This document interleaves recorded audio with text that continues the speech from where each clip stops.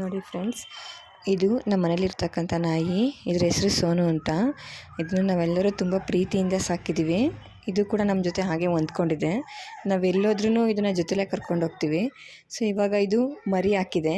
So ಒಟ್ಟು ಇದು 8 ಮರಿ ಹಾಕಿತ್ತು. ಅದರಲ್ಲಿ ಒಂದು ಹೊಟ್ಟೆ ಒಳಗಡೆ ಸತ್ತೋಗ್ಬಿಟ್ಟಿತ್ತು. ಆಮೇಲೆ ಅದು ಸತ್ತೋಗಿರೋ ಮರಿನೇ ಡೆಲಿವರಿ ಆಯಿತು. ಇನ್ನು 7 ಮರಿ ಹಾಕಿದೆ. ಆ 7 ಮರಿನೂ ಎಲ್ಲವೂ ಕೂಡ ಚೆನ್ನಾಗಿದೆ, ತುಂಬ ಹೆಲ್ತಿಯಾಗಿದ್ದಾವೆ. ಸೊ ಆ 7 ಮರಿನೂ ತುಂಬ ನಮ್ಮ ಜೊತೆ ತುಂಬ ಚೆನ್ನಾಗಿ ಹೊಂದ್ಕೊಂಡಿವೆ. ಸೇಮ್ ನಾವು ಮಗು ಹೇಗೆ ನಮ್ಮ ಜೊತೆ ವರ್ತಿಸುತ್ತೆ ಅದೇ ಥರನೇ ಈ ಮರಿಗಳು ಸಹ ನಮ್ಮ ಜೊತೆ ಇದ್ದಾವೆ. ಸೊ ನೋಡಿ, ಆ ಮರಿಗಳೆಲ್ಲ ಹುಟ್ಟಿದಾಗ ಈ ಥರ ಇದು ತುಂಬ ಪುಟ್ಟದಾಗಿದ್ವು. ಆಮೇಲೆ 1 ಡೇ 2 ಡೇ 3 ಡೇಸ್ ಆಗ್ತಾ ಸ್ವಲ್ಪನೇ ಡೆವಲಪ್ ಆಗ್ತಾ ಹೋದ್ವು. ನೋಡಿ ಎಷ್ಟು ಕ್ಯೂಟಾಗಿದ್ದಾವೆ ಒಂದು ಮರಿನೂ.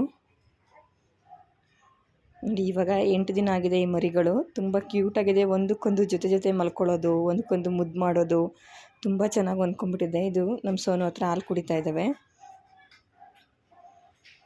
ನೋಡೋದಕ್ಕೆ ತುಂಬ ಖುಷಿ ಆಗುತ್ತೆ. ಇವ್ರ ಜೊತೆ ಆಟ ಆಡೋದಕ್ಕೆ, ಟೈಮ್ ಸ್ಪೆಂಡ್ ಮಾಡೋದಕ್ಕೆ ತುಂಬ ಖುಷಿ ಅನಿಸುತ್ತೆ ಈ ಮರಿಗಳನ್ನ ನೋಡೋದಕ್ಕೆ. ನೋಡಿ ಹೇಗೆ ಕ್ಯೂಟಾಗಿ ಒಂದು ಪಕ್ಕ ಒಂದು ಹೇಗೆ ಮಲ್ಕೊಂಡಿದೆ.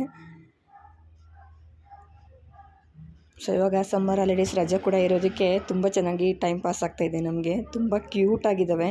ಸೊ ಇವು 15 ದಿನ ಆದಮೇಲೆ ಕಂಡುಬಿಟ್ಟಿದ್ದಾವೆ. ಅಂದರೆ ಇವಾಗ ತಾನೇ ನಿನ್ನೆಯಿಂದ ಸ್ವಲ್ಪನೇ ಕಂಡುಬಿಟ್ಟಿವೆ ಎಲ್ಲವೂ. ಸೊ ಇದು 4 ನೋಡಿ ಒಟ್ಟಿಗೆ ಹೇಗೆ ಮಲ್ಕೊಂಡಿದ್ದಾವೆ. ತುಂಬ ಮುದ್ದಾಗಿದೆ 4 ಮರಿಗಳು. ಇದು ನೋಡಿ ಹೇಗಿದೆ, ಅದಕ್ಕೆ ಕತ್ತು ಕೆಳಗಡೆ ಕೈ ಇಟ್ಕೊಂಡು ತುಂಬ ಕ್ಯೂಟಾಗಿ ಮಲ್ಕೊಂಡಿದೆ.